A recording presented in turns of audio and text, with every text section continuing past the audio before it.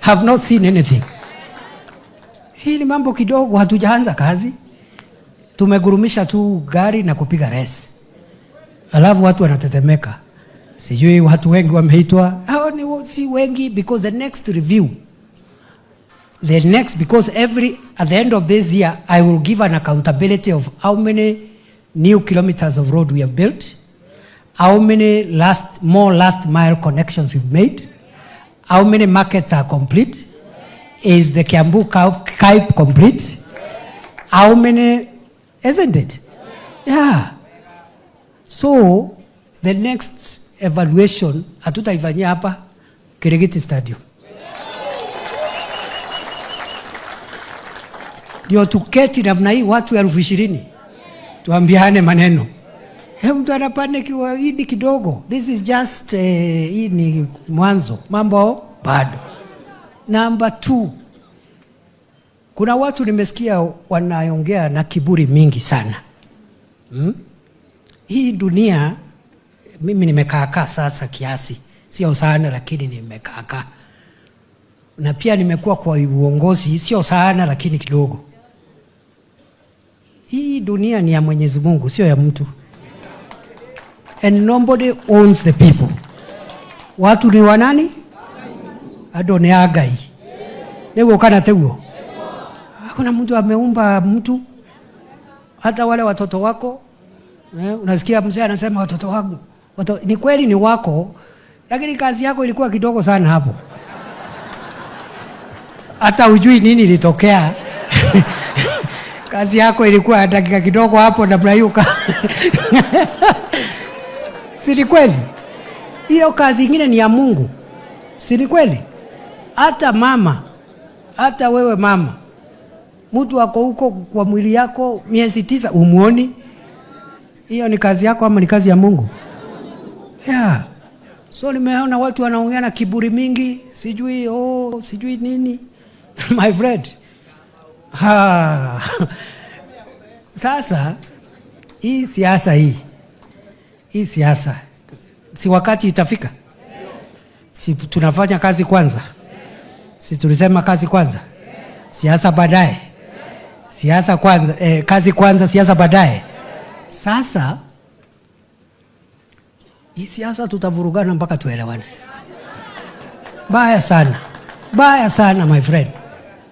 Anaona mtu anadharau watu wengine, sijui wanaongea na kiburi mingi.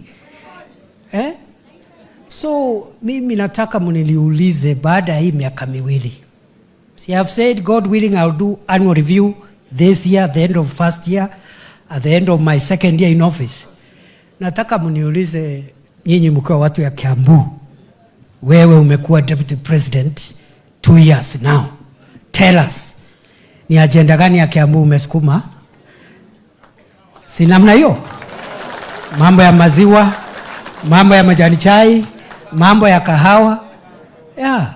Wale wengine nao wanapigana na sisi, waambiwe nao hata nyinyi mlikuwa na wakati.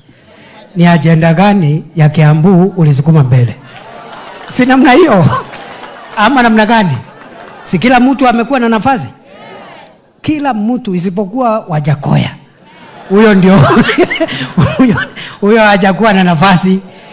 Lakini ametuambia mambo yake ni bangi na sijui vitu vingine hapo ya fisi. Hiyo ndio manifesto.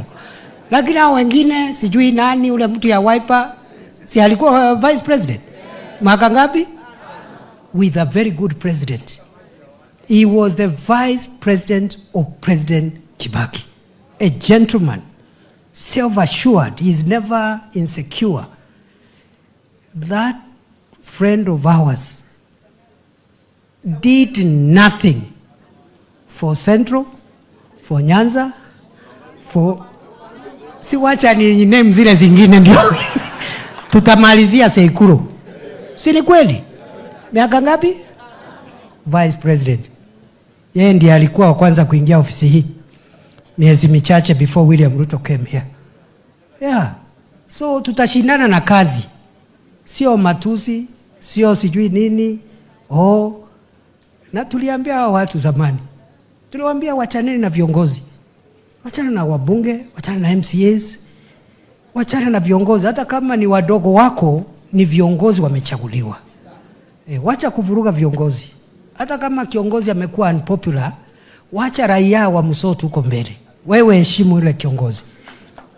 Wakafikiri ni mchezo. Kuvurugwa hata yani mpaka mbunge wa kwako.